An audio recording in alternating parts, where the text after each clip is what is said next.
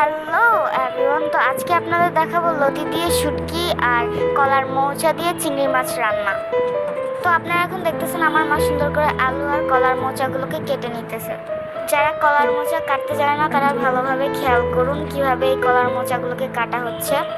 কলার মোচায় অনেক কষ থাকে, তাই কালো যাতে না হয় এই জন্য আমরা হলুদের পানিতে এগুলোকে ভিজিয়ে রাখবো।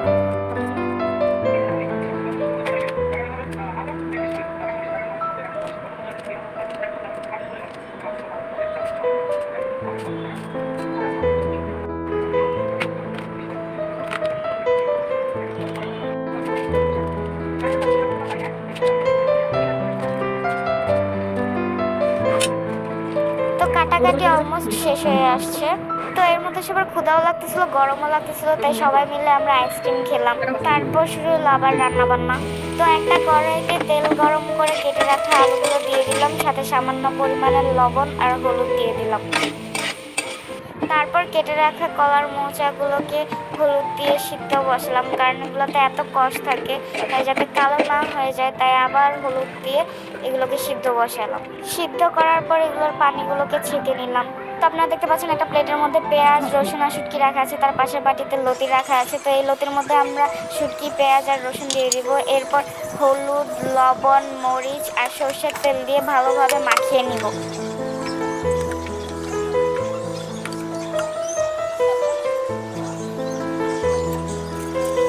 ভালোভাবে মাখানো হয়ে গেলে এটা আমরা কড়াইতে তেল গরম করে সেটাতে বসিয়ে দিব।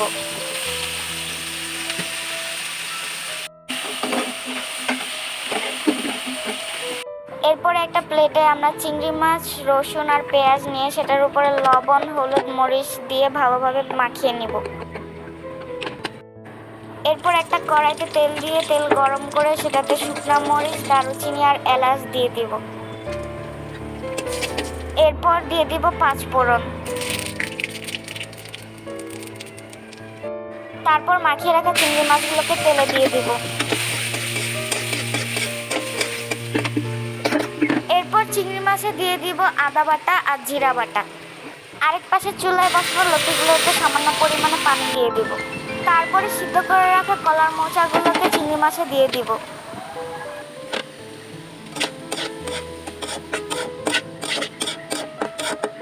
এরপরে ভেজে রাখা আলুগুলোকে কলার মোচায় দিয়ে দিব।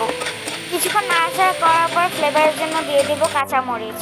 নামানোর আগে কলার মোচা আমরা সামান্য একটু, একেবারে অল্প একটু, আপনারা দেখতে পাচ্ছেন অল্প একটু চিনি দিয়ে নিব যাতে লবণ আর মরিচের টেস্টটা ব্যালেন্স হয়। তো এই তো রেডি আমাদের চিংড়ি মাছ দিয়ে কলার মোচা আর লতি দিয়ে শুটকি। দেখার জন্য অনেক অনেক ধন্যবাদ।